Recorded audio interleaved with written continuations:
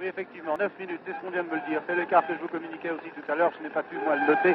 En tout cas, Ocaña est très applaudi ici. Vous devez entendre dans notre micro, ici sur la moto, justement, ces applaudissements de Luis Ocaña qui voulait remporter ce Tour de France. Il ne l'a pas encore remporté. N'oublions pas qu'il y a encore 11 cols. Et puis, on dit toujours qu'Ocaña a un jour sans dans une étape dans une course par étape. Alors, il faudra surveiller ce jour sans. Mais Ocaña en jaune, maintenant, c'est indubitable, car les deux grands battus, il y a bien deux grands battus de la journée, ce sont Zoetemelk et Eddy Merckx. Nous allons vous le porter à droite de Luis Ocaña pour voir son visage ici, le détailler avec un vélo ultra léger, avec aussi, vous le savez, du titane sur ce vélo, du titane à 80 000 francs le kilo, qui a été calculé par un mécanicien.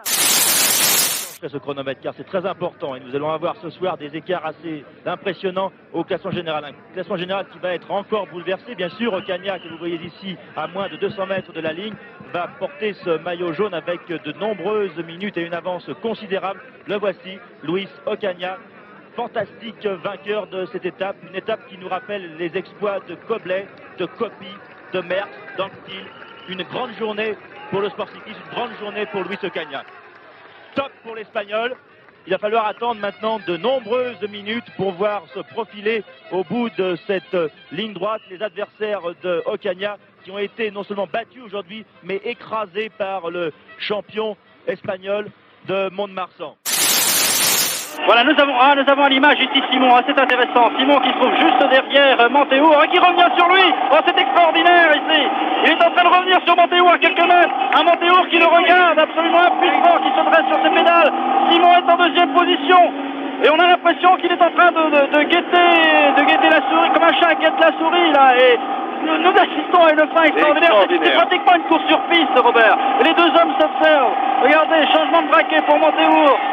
Et Simon reste là, ne bouge pas pour l'instant. On a l'impression qu'il s'apprête à l'attaquer, Montejour. Comment sont les réserves des deux hommes? Et c'est la question que l'on peut se poser, car Montejour n'est-il pas trop marqué par son effort? Et il est évident que Simon a pu bénéficier du réconfort. Simon attaque là sur la droite pour aller chercher Montejour. Montejour littéralement planté, il n'en peut plus. Et Simon vient gagner l'étape ici, tout à fait inattendu dans les derniers mètres. Simon encore à 50 mètres, 25 mètres de la ligne. Pascal Simon lève les bras. Oh, c'est extraordinaire la façon dont il est revenu sur Montejour. Un Montejour qui était littéralement crucifié, qui, ayant aperçu Simon sur lui, s'est dit ça y est, c'est fini, je n'en peux plus. Charly Mottet maintenant sur la ligne d'arrivée. Charly qui va réaliser un temps assez correct, mais disons assez modeste compte tenu de ses ambitions dans ce Tour de France. Les contre-la-montre, décidément, lui auront joué quelques tours, Robert, à Charly Mottet. Il a déjà perdu la 3e place là, pour l'instant. Il semble que Delgado lui ait ravi cette place, mais attendons les 100 derniers mètres où quelques secondes peuvent modifier les choses. Alors une 13,06, il a perdu. Oui. Il a perdu cette... attendez, une 30. Oui, il a perdu, c'est fait. Delgado est d'ores et déjà 3e du général, Mottet 4e. Voilà la première information qu'on peut donner. De toute façon, vous savez que nous entrons dans les Alpes. Patrick, il y a encore d'autres secondes perdues. Charly Mottet, vous n'avez apparemment pas perdu votre 3e place au général. Êtes-vous satisfait ou alors déçu de cette étape? Je sais pas. Quels sont les temps? Je ne peux pas vous dire comme ça. Il perd 1 minute 35 sur Delgado. Delgado lui reprend 1 minute 35. Delgado vous reprend 1,35. Moi, je suis très content parce que j'étais déjà à 1,10 en haut du premier col. Donc, je crois qu'au pied de Orsières Merlade, j'étais à 1,30.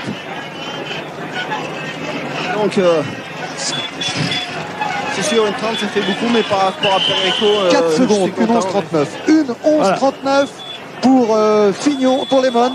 Lemon qui ne perd que 8 secondes sur Delgado. Ça, c'est intéressant. 8 secondes sur... Se trouve là sur le terrain qu'il aime beaucoup, car il finit toujours très fort les ascensions, en puissance. 5, 4, il a encore prouvé l'autre jour, mais ça ne suffit 2, 1, top. Voilà. Greg Lemon est maillot jaune. Greg Lemon, ça y est, à l'instant même, vous êtes maillot jaune de Tour de France. Est-ce que vous attendiez aujourd'hui? Moi, si je peux répondre. C'est quand même... je sais pas si je veux vraiment le maillot. Oui, il a la pression, il n'aime pas. Ouais, je préfère à Paris. Il préfère bien sûr à Paris. Et oui, parce qu'il a la pression, il n'aime pas. Ça va être difficile à contrôler. Vous pensez que Delgado est encore l'homme à battre? Oui. Tout le monde est bien dans le jeu. Ah oui, Fignon. qui va faire mieux que Motet, mais qui va quand même perdre son maillot assez nettement. Merci Greg Lebon. 1-12-26, 10e temps. 47 secondes maintenant au classement général entre Lemon et Fignon. Exactement.